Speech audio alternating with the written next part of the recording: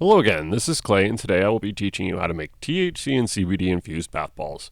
These work great as a topical method of consuming cannabis, resulting in a very powerful body high. First, you will want to gather your ingredients.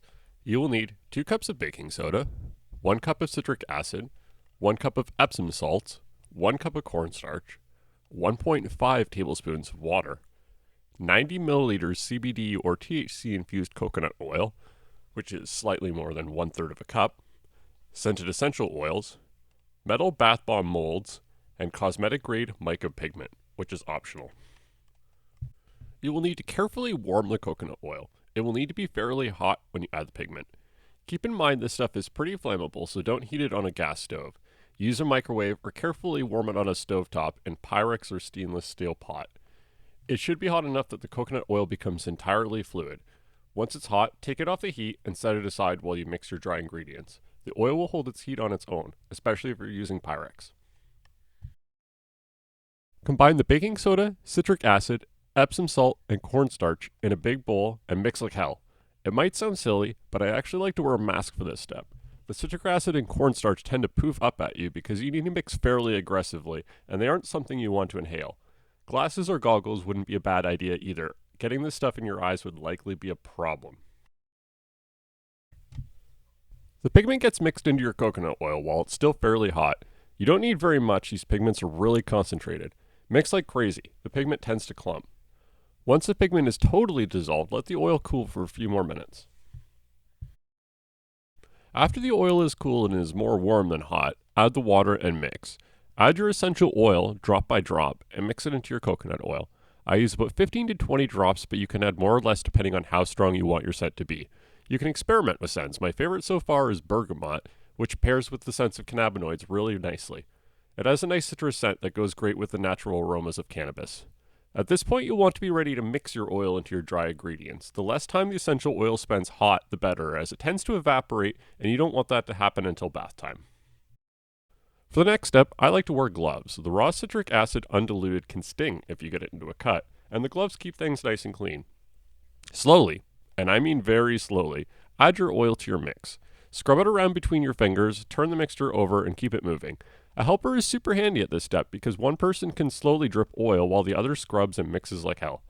The idea is to break up any spots where the oil is collecting, any colorful spots, and let the cornstarch begin to glue things together. You don't want any one part getting wet, as it will activate the baking soda and citric acid and start to make the mix fizz and expand. Add oil until the mix forms lumps under a bit of pressure. You don't want it to be wet or damp, but just enough moisture to stick things together. So here's the sort of weird part. You might have leftover oil. It's hit or miss. Sometimes it eats it all, and sometimes it's like the mix is just not as thirsty, and I save the leftover oil for another batch. It will use roughly 90 milliliters of oil, but don't be surprised if your mix has a nice clumpy texture and you still have a few spoonfuls of oil left.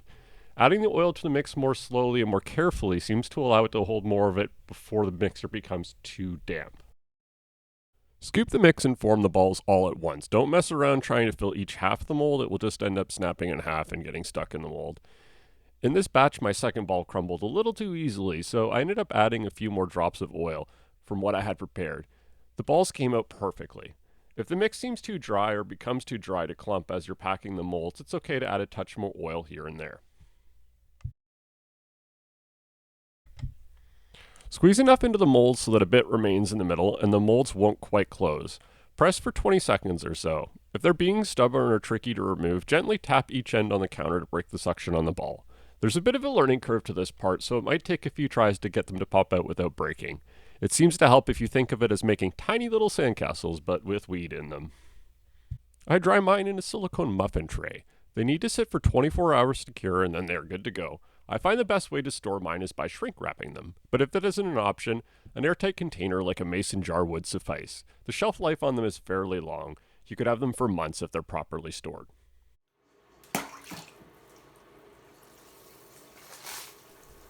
Helpful tips. Don't use THC or CBD infused bath bombs if you have overly dry or broken skin. Since absorption through the skin is not as efficient as other methods of cannabis consumption, I use the strongest oil possible for my topicals.